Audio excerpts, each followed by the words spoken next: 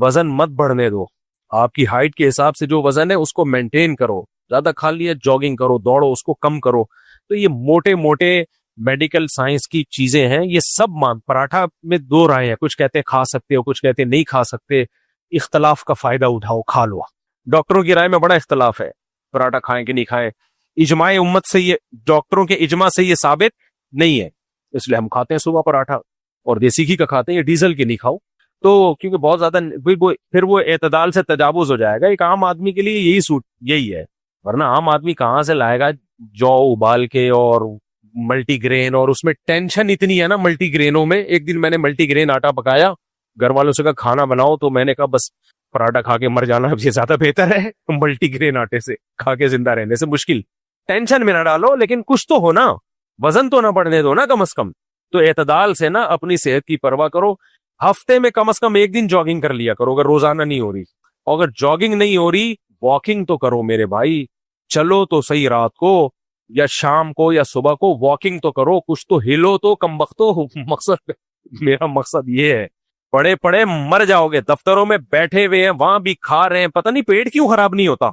मुझे जब दावतों में लोग कहते हैं ना आपने इतना क्यों नहीं खाया, मैं कहता हूँ वो समझते हैं बहुत परहेजगार हैं ये हजरत जी, धोने वाले लिए। मैं कहता हूँ मैं हजम नहीं कर सकता यार इतना जितना तुम लोग हजम कर रहे हो। तो तुम पे हैरान हो रहा हूँ, क्योंकि आदत नहीं डाली ना हमने।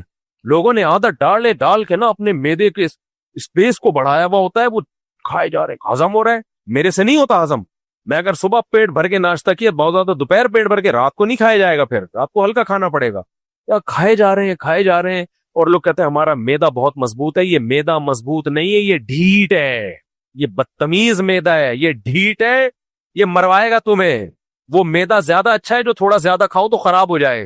वो सिग्नल दे देता है कि बस आपने उसको खिला खिला के ढीठ बना दिया। वो कह रहा है यार बस अब रोजाना खराब थोड़ी होता रहूंगा मैं। जैसे एक डॉक्टर ने बताया, मैंने कहा रुसम तो इतना गंदा पानी कराची में आ रहा है, लोगों के पेट खराब नहीं होते। कहते हैं ये इसलिए नहीं कि पानी अच्छा हो गया है, पेट आदी हो गया उस गंदा पानी पीने का, तो पेट खराब नहीं होगा, लेकिन उस गंदे पानी के जो साइड इफेक्ट है वो तो बहरहाल जाहिर होंगे। पेट तो आप किसी भी इलाके में जाओ, 2-4 दिन पानी आपका पेट खराब करता है, फिर पानी की आदत हो जाती है इंसान को। लेकिन उसमें जो गंद है वो तो पेट खराब करेगा ना, वो सॉरी बॉडी को खराब करेगा वो। तो इसलिए मेरे भाई सेहत से बढ़कर दुनिया में कोई नेमत नहीं है। वहमी ना बनो, सब कुछ खाओ पियो, मसनूई चीजों को बोलो छोड़ दो। और ये कोल्ड ड्रिंक से ज्यादा खतरनाक ये ताकत के जूस हैं। कहते हैं मैं फ्रेश डब्बे का फ्रेश जूस पीता हूं। जब डब्बे का कह दिया तो फ्रेश जूस है नहीं वो। ये मैंने एक दिन बयान में कहा था कि एक साहब मुझे कहने लगे कि मैं ना एक मल्टीनेशनल कंपनी बड़ी मशहूर है, मैं नाम नहीं लेता, उसका वो जूस पीता हूं मैं, ऑरेंज जूस। मैंने कहा ऑरेंज भी कहते हैं, उसमें विटामिन सी होता है। मैंने कहा यार लतीफा सुनाने से पहले बता देना चाहिए कि बहुत बड़ा लतीफा सुनाने वाला हूं, ताकि मैं उस हिसाब से अपने लंग्स में स्पेस पैदा करूं हंसने की। एकदम इतना बड़ा लतीफा सुन के ना बाज़ हार्ट अटैक का खतरा होता है। कंपनी का जूस है, उस पे क्या कह रहा है, विटामिन सी कह रहा है, उसमें लिखा हुआ होता है। मैंने कहा बेवकूफ किसी और को। ये मैं इस स्टाइल से आपको इसलिए बयान कर रहा हूं ताकि आपको यकीन आ जाए डब्बों के जो जूसेस होते हैं कितनी अजीम शान कंपनी हो, वो जापानियों ने क्यों ना बनाई हो। उसमें हल्फिया बोल सकता हूं, विटामिन सी बोलो नहीं होता, हो नहीं सकता उसमें, क्योंकि विटामिन सी आप जब उसको गर्म करोगे या उसमें केमिकल डालोगे, उसको सेव करना पड़ता है ना। वो जूस ऐसा तो नहीं है ना कि इधर डब्बे में आया इधर लोगों ने पी लिया। कम से कम भी 1.5-2 हफ्ते तो दुकान में रहेगा ना वो। तो विटामिन सी तो आप लेमन जब निकाल के रखते हो ना काफी देर तक, उससे से उड़ जाता है, गायब हो जाता है, जो बिल्कुल ऑर्गेनिक है। इधर कहां से रहेगा। तो ये विटामिन सी के नाम पे बेवकूफ बन रहे हैं लोग। डब्बे पे लिखा हुआ होता है, लिखने पर गवर्नमेंट ने कोई पाबंदी लगाई है। मैं कोई डब्बा बनाऊं, उस डब्बे पे लिखूं इतना आयरन, इतनी मैग्नीशियम, इतना पोटाशियम, इतना फलाना, अब कौन जाके चेक करेगा है भी कि नहीं है। होता क्या है, कंपनी कहती है कि जब हमने ये डब्बे में पैक किया था तो ये था, उस वक्त का लिखा हुआ है वो, बस कंपनी इसकी जिम्मेदार है, उस पर केस नहीं हो सकता। अब ये नहीं कि 1.5 हफ्ते बाद भी है, कंपनी कहेगी जब पैक किया था भाई था, उस वक्त था। जैसे एक आदमी को आदत थी चीजों को ठोकर मार के पूछता था ये क्या है। तो एक बेचारा जो है वो गांव का आदमी शीशे के बर्तन लेके जा रहा था पोटले में बांध के। तो इस सेठ ने उस बर्तन को उसको नहीं पता था सेठ साहब को कि इसके अंदर शीशे के बर्तन है। इसने उस पोटले पे जोर से ठोकर मारी पांव की। बोला इसमें क्या है, कह रहे है नहीं, था अब नहीं। तो होगा विटामिन सी आयरन मायरन किसी जमाने में जब डब्बे में उसको डाला गया था, हो सकता है था, अब नहीं है भाई। मेरा गला बहुत सेंसिटिव है, पेट भी, मुझे लैब टेस्ट कराने की जरूरत नहीं पड़ती किसी जूस की। गला मेरा फौरन बता देता है कि ये 2 नंबर चीज है। कुछ लोगों को अल्लाह ने कुछ दिए होते हैं, ऐसे सेंसर लगाए हुए होते हैं। कितनी ही अच्छी कंपनी का जूस एक गिलास भी पी लूं, मेरा गला और पेट भी बता देता है कि गलत चीज गई है पेट में। लेकिन आप ये फ्रेश जूस पियो, गन्ने का जूस भी पी लो ना, हालांकि उसमें भी ऊटपटांग चीजें डाली जा रही है, फिर भी वो इन पैकिंग की जूसों से अच्छा है वो जो कंपनी ये पैक करके आपको पिला रही। अव्वल तो जूस पियो ही नहीं, चाहे कोई भी जूस हो, चाहे ऑर्गेनिक ही हो। फल पैदा किया ना अल्लाह ने, सेब खाओ, सेब का जूस क्यों पी रहे हो? आम खाओ, आम का जूस क्यों पी रहे हो? अंगूर खाओ, अंगूर का जूस क्यों पी रहे हो? भाई ये सब चीजें खाओ ना, क्या मुसीबत है तुम्हें? तो इसलिए ये डब्बे वब्बे सब छोड़ दो, ये सब बेवकूफ बनाने की। एक डॉक्टर की बात कर रहा हूं। आप लोग कहेंगे मौलवी साहब क्यों मेडिकल साइंस की बातों में घुस रहे हो? भाई डॉक्टर की बात कर रहा हूं, बड़े डॉक्टर। उन्होंने कहा जिस चीज का भी एड चल रहा है ना टेलीविजन पे कि ये खाओ, जिस चीज का भी एड चल रहा है उसको कभी भी मत खाओ, क्योंकि एड ये मोनेटाइज होता है, कंपनी इसके पैसे देती है। तो एड चला के वो कंपनी फिर अपने पैसे अपनी प्रोडक्ट बिकवा के वो पूरे करती है। वो आपकी सेहत के लिए कंपनी वजूद में आई नहीं है। आजकल अस्पताल सेहत का काम नहीं कर रहे, जूस की कंपनियां तुम्हारी सेहत का क्यों ख्याल करेंगी भाई? जिन अस्पतालों का काम था हेल्थ, वो जिम्मेदारी पूरी नहीं कर रहे और आप समझ रहे हो कि कमर्शियल एक कंपनी है जूस की, वो आपकी सेहत का ख्याल करेगी। तो ये रमजान में लोग पी रहे होते हैं फलाना कंपनी का जूस, फलाने कंपनी का जूस, बेड़ा गर्क कर रहे हो। जवानी में कुछ पता नहीं चलता। हमारे दोस्त पठान आते हैं, हमें तो कुछ नहीं होता। मैं कहता हूँ बेटा अभी कुछ नहीं होगा, पठानों की भी अब वो सेहतें नहीं रहे। पठानों के दादे 99 साल तक शादियां कर रहे होते थे, अब कर रहे हैं।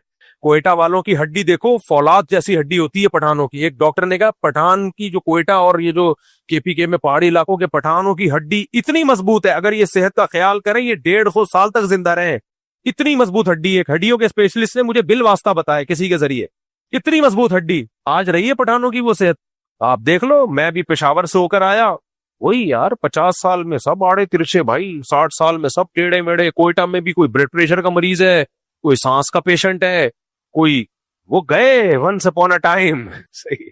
तो ये सब का बेड़ा गर्क किसने किया है? ये सब इसी ने किया है, चीनी ने, बेकरी आइटम ने, कोल्ड ड्रिंक ने। अब गांव देहातों में भी ये चीजें आ रही हैं बहुत तेजी से, डबल रोटियां खाना शुरू कर दी उन्होंने। तो इतना तो बनता है, इन चीजों को खत्म नहीं कर सकते, कम से कम कम कर दो। क्या ख्याल है भाई? गलत तो नहीं कह रहा? नान मान मत खाया करो। मेरे से तो हमारे अब्बा को एक दिन किसी ने डबल ब्रेड दे दी, डबल रोटी। हमारे अब्बा गांव देहातों के पले हुए, वो रोटी खाने के आदी थे, उनको किसी ने दी डबल रोटी। हालांकि पाकिस्तान नेवी में थे और पूरी दुनिया घूमी, ऐसे देसी नहीं थे कि दुनिया का पता ही ना हो। सारी दुनिया का कोई मुल्क नहीं छोड़ा उन्होंने सिवाय चीन और ऑस्ट्रेलिया के, कहते मान ही गया, बाकी पूरी दुनिया में ट्रेवलिंग। डबल रोटी नहीं खाते थे। एक दिन मुझे याद है वालदा ने दे दी कि खा लें। वालिद साहब ने जब घुमाया ना, मुंह में चिपट जाती है डबल रोटी। ऐसा ही होता है ना, कहते हैं इतना गुस्से, वो कहते हैं ये अल्लाह ने गुनाहों की सजा दी हुई है इन लोगों को, रोटी से हटा के किस पे लगा दिया, डबल रोटी, चिपट जाती है मुंह में। मैं भी डबल रोटी जब खाता हूं ना तो चाय के साथ उसको नरम कर करके उतारता हूं, मतलब चिपड़ती आटे की तरह चिपक जाती। अंग्रेज के जितने खाने हैं, कोई एक भी कम बखत ढंग की चीज नहीं खाता। बर्गर बंद खाता रहेगा, मुंह में चिपड़ता रहेगा वो सारा। हमारी रोटी या लाल आटे की कैसा मजा आता है चबाने में, करके हलक में नीचे उतरती है। और इस रोटी का एक वेट होता है, इस वेट की वजह से कब्ज नहीं होता, ये भारी होती है, जाती है ना, पुश करती है। तभी लोग कहते हैं हम सुबह नाश्ते, एक साहब से मैंने कहा यार तुम वॉशरूम नहीं जाते? कहते हैं यार वॉशरूम में जब मैं नाश्ता करता हूं तो पिछला वाला जाके अगले वाले को पुश करता है, फिर रिपोर्ट पेश होती। समझ रहे हो? एक पूरा साइकिल, एक सिस्टम है कुदरत का बनाया हुआ कि भाई जब आप लाल आटे की रोटी खाते हो, फाइबर होता है उसमें, वो जाती है, पुश करती है, उसका एक वेट होता है। अगर आप बर्गर खाओगे वो वेट नहीं बनेगा आपका। अगर आप खाली ये इसी तरह की चीजें फोड़ते फाड़ते रहोगे तो वो नहीं बनेगा। कब्ज की बीमारियां, बड़ी आंत का कैंसर, पता नहीं क्या क्या। कोई बंदा अपना जाके टेस्ट करा के देखे, वो बीमारियों का डब्बा निकलेगा, डब्बा, बीमारियों का डब्बा। और इस बीमारियों से जिंदगी अजाब बनी हुई है। सुस्त बैठे रहते हैं, पड़े हुए, जहां पड़ा हुआ, नींद नहीं आ रही, बेख्वाबी, डिप्रेशन, न चल सकता है न बात कर सकता है। लतीफा सुनाओ तो हंसी नहीं आएगी, कमबख्त को बैठा रहेगा, हिलाना पड़ता है, बे लतीफा सुनाया मैंने। रोने की बात करो, रोना नहीं आएगा, समझ में ही नहीं आ रहा होता है हो क्या रहा है। दूसरी शादी की बात करो तो ये फिर वो दूसरी शादी लेके बैठ गए। जवान होते और फुल आपका जो है ना बॉडी एक्टिव होती, दूसरी शादी की बात सुन के पड़क जाता है एकदम, अरे यार क्या जबरदस्त हो गया। करते नहीं करते वो आपका हेडेक है। अब तो सुस्त पड़े रहते, हिलते ही नहीं है। तो ये सब इसकी अलामत है, जिंदगी की रंगीनियां खत्म। और ये इसकी अलामत है। हमारा एक दोस्त था, आदत होती है ना, लोग कहते हैं बुढ़ापे में जवानी के मजे। पहले बूढ़े कहते हैं यार हजरत जी आप तो बुढ़ापे में जवानी के मजे ले रहे हो। वो लड़का था 24 साल का, मेरा दोस्त था। मैंने कहा कैसी गुजर रही है? कह रहे जवानी में बुढ़ापे के मजे ले रहा हूं मैं। मैंने कहा हमने ये तो सुना है बुढ़ापे में जवानी के मजे, ये फर्स्ट टाइम सुना है। कह रहे नहीं, मैं जवानी में मुफ्ती साहब बुढ़ापे के मजे। कह रहे यहाँ भी दर्द होता है इधर भी दर्द होता है। एक ले तो मुझे कहा मुफ्ती साहब, जवान लड़का है, कह रहे यार मैं जब सर्दे से क़याम में खड़ा होता हूँ ना नमाज में, कड़ाके निकलते हैं मेरे, कड़ाके। कह रहे ये क्या हो रहा है? कड़ाके समझते हो, कटक टक की आवाजें आती है, जितनी भी हड्डियां हैं ना चटकती हैं। मैंने कहा अभी से आपका ये हाल हो गया है, कड़ाके निकल रहे हैं आप, किसी के कड़ाके निकल रहे हैं, किसी के शड़ाके निकल रहे हैं। कोई अब, पहले आपको ये कुर्सियां नजर आती थी मस्जिदों में, हैं? जिंदगी हमने गुजार ली। बूढ़े मेरे नाना 99 साल में 98 साल तक तो खड़े होकर तरावी पढ़ी है उन्होंने। क्या था भाई, कोई मेडिकल साइंस नहीं जानते थे, कोई यूट्यूब नहीं था जो डॉक्टर गाइड कर रहे हो, ये नहीं था। बस ये जो कोल्ड ड्रिंक, पिज़्ज़े, बर्गर, और ये जो आप बाजार से प्रोटीन वाला गोश्त लेते हो ना, फ्रीज जो फ्रोजन गोश्त होता है, इसकी भी बड़ी कंप्लेन है। मैं इसकी हिम्मत नहीं कर रहा आपके सामने इस गोश्त की, मैं कारोबार बंद नहीं करना चाहता। गोश्त वही अच्छा होता है, जाओ जबा करवाओ और ले आओ। ताजा ताजा नहीं बोलूंगा, वो व्लॉग याद आ जाता है वो उन लोगों का नहीं जो मुंह पे लाल मास्क लगा के आता। इट इज कॉल्ड गोश्त।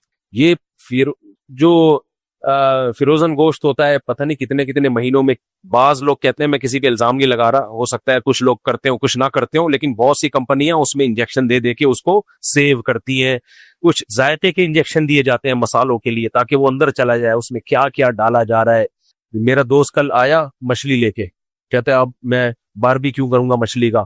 मेरे लिए अलग मछली बनाई है बगैर मसाले वाली, हालांकि मैं मसालों का शौकीन हूं। क्यों? मेरे इतने तजर्बे हैं, ये बाहर के मसाले जब लगते हैं ना, अब मछली खाने का फायदा कम होगा, उस मसाले को पेट में उतारने का नुकसान बोलो ज्यादा होगा। मैंने कहा नहीं, मसाला बनाओ घर का मसाला, अदरक लहसुन वसन जो भी काली मिर्च वाली वो बना लो। आप पिसा हुआ मसाला बाहर से खरीद रहे हो ना, मुझे एक बहुत ईमानदार ताजिर ने बताया है जो 2 नंबर ही नहीं करता। उसने बताया कि मैं 2 नंबर ही नहीं करता, लेकिन कुछ 2 नंबरियां ऐसी हैं वो करनी पड़ेंगी मुझे, और मैं बता के करता हूं वो। और मैं बताता हूं भाई ये मिलावट इसमें है और हर जगह है, ताकि मेरा माल हराम ना हो। वो 2 नंबर कह रहा है। हल्दी को जब हम पीसते हैं उसमें कलर बोलो मिलाते हैं। मैं नहीं कह रहा सारे करते होंगे, हो सकता है कुछ लोग ना करते हो। आपको हल्दी चाहिए, हल्दी की वो लेकर आओ, उसको खुद कूट लो, थोड़ा सा कमर में दर्द होगा फिर ठीक हो जाएगी, ठीक है। काली मिर्च का पाउडर भी मैंने इस्तेमाल करना छोड़ दिया है। कुछ भरोसा नहीं है भाई मुल्क में क्या हो रहा है। एक दफा मैं जूड़िया बाजार गया तो बहुत दफा हूं, लेकिन एक दफा मैंने ये मंजर देखा मसालों के मार्केट में। मैं जब अंदर घुसा हूं ना, इतने बड़े बड़े चूहे, इतने बड़े बड़े यार, वो सब चीजें खा खा के ना इतने मुस्टंडे हो गए थे। मैं व्लॉग बना सकता था, लेकिन मैंने कहा किसी का कारोबार का बेड़ा गर्क होगा। आप कह सकते हो लोगों का जो बेड़ा गर्क हो रहा है, तो एक बंदा कर रहा हो ना, वहां तो माशाल्लाह हर दूसरे तीसरा की दुकान का यही हाल। डिस्प्ले बड़ा खूबसूरत, बादाम पिस्ते, डिस्प्ले पे आप जाएंगे ना, साफ सुथरे बादाम, साफ सुथरे पिस्ते, ऐसा खूबसूरत। पीछे गोदाम जहां से ये आ रहा है, मैं घुसा हूं उस गोदाम में, जो मंजर मैंने वहां देखा है ना, उफ। पीछे जो गोदाम की हालत थी, उसने कहा भाई यही सिस्टम क्या चल रहा है, यही सिस्टम चल रहा है। पीछे गोदाम, डिस्प्ले पे तो बड़ा साफ सुथरा होता है। एक आदमी ने बताया, मैं बहुत बड़े होटल में गया, इतना साफ सुथरा हाइजेनिक खाना उनका जबरदस्त। कह रहा मैं एक दिन किचन में गया हूं ना, प्याज पे जो कट रहे थे लोग, पांव रख रख के चल रहे थे उस प्याज पे, मुलाजमीन। समझ में आ रही है कि नहीं आ रही? प्याज का ढेर लगा हुआ ना, वो जगह नहीं मिल रही, उसी पे से चल के चला। अंदर कुछ और होता है। बाहर मुल्कों में तो बड़ा ख्याल किया जाता है। सऊदी अरब में किचन में कैमरे लगे होते हैं, बैग में खुराक वाले 24 घंटे बंदे बिठाए हुए, देखते रहोगे। हमारे यहाँ ऐसा कोई सिस्टम है? बोलो, कहीं कोई कैमरा देखा आपने? हमें तो सामने जो नजर आ रहा है, मसालों में क्या डल रहा है कुछ पता नहीं है। मैंने एक दफा बयान में कह दिया था कि हमारे मसाले बैरून मुल्क पाबंदी है उन पे। किसी ने कहा लो, फिर कंपनियों के नाम लिए कि देखो ये मसाला भी सऊदी अरब में मिलता है, ये मसाला भी सऊदी अरब में मिलता है। भाई देखो, जब कोई बंदा बात करता है ना, उससे उसका मतलब पूछा जाए, फौरन इतराज ना किया जाए। तो मैंने उनको, मसाले मिलते हैं इन्हीं कंपनियों के, लेकिन उसका फॉर्मूला चेंज होता है। यहां पर जो बिरयानी मसाला है और है, सऊदी अरब में उसी कंपनी का बिरयानी मसाला बोलो अलग होगा। यहां पर जो बिरयानी, जो निहारी मसाला मिलेगा जिस कंपनी का, वो अलग है। यही जब जाएगा अमेरिका में तो चेन, वो ये गन अफोर्ड नहीं कर सकते। तो ये शरीयत का हुक्म है, तो छोड़ दो अपने आप को, इन फजूल चीजों से बचाओ अपने आप को, ताकि एक अच्छी इंसान जिंदगी गुजारे, अल्लाह रसूल भी खुश होंगे इससे, मेरा ख्याल है। क्या ख्याल है? और दीनदार लोगों पे तो ये बहुत ही बुरा लगता है। अल्लाह अमल की तो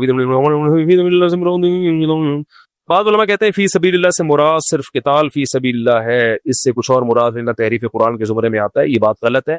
ये जरूर है कि जहां कुरान में फी सबीलिल्लाह जिहाद के माना में आया है तो वहां तो जिहाद ही के माना में है, लेकिन कुरान और सुन्नत में खुद फी सबीलिल्लाह दूसरे मानी में भी इस्तेमाल हुआ है। हदीस में आता है जो हज पे निकलता है वो भी फी सबीलिल्लाह, जो मस्जिद में नमाज के लिए आता है वो भी फी सबीलिल्लाह। तो कोई भी दीन के काम में निकला है वो फी सबीलिल्लाह ही कहलाएगा। गड़बड़ यहां होती है कि जिहाद में जो फजाइल हैं, बाज मौके पे जिहाद को फी सबीलिल्लाह कहा गया है, तो जो जिहाद के फजाइल हैं वो आप किसी और जगह पे फिट ना करें फी सबीलिल्लाह कह के उसको। तो फी सबीलिल्लाह तो सारे काम हैं, लेकिन जिहाद फी सबीलिल्लाह के जो स्पेसिफिक अलग से फजाइल हैं वो किसी और जगह फिट करना जायज नहीं है। ये गलत हो जाएगा। फिर मुफ्ती से मैंने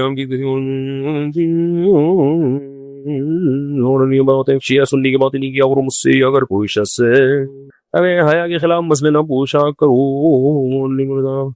एक मसला पूछा तो हया के खिलाफ है, छप्पड़ में पूछ लो, इतने खुले डुल्ले मसले नहीं ऐसे पूछा करो भाई। और हर एक के है भी नहीं ना, बाज मसले हया के खिलाफ होते हैं लेकिन जरूरत उनको सबको उनकी जरूरत होती है, वो फिर मैं अनाउंस कर देता हूँ। लेकिन बाज मसले को इनफरादी नौयत के होते हैं, हया के खिलाफ भी है, तो क्या जरूरत है उनको अनाउंस करने की। दूसरा, मुझे लीमू रोजाना अपने खर्चे पर पीऊं या दूसरों के। बाकी कह रहे हैं हड्डियां कमजोर हो जाती हैं और पीने से, क्या लिखा है, पर्सनल एक्सपीरियंस रहा है, हड्डियां कमजोर हो जाती हैं। विटामिन सी से हड्डियां कमजोर की होंगी मेरे भाई। कुछ लोग ये करते हैं, जब ये लेमन का पानी पीते हैं ना तो ये दांतों में लगता है, उसका एसिड ये दांतों को खराब कर देता है। मेरे दांतों को नहीं करता, मैं तो ऐसे ही पीता हूँ, लेकिन दांतों को खराब दांत खराब होना शुरू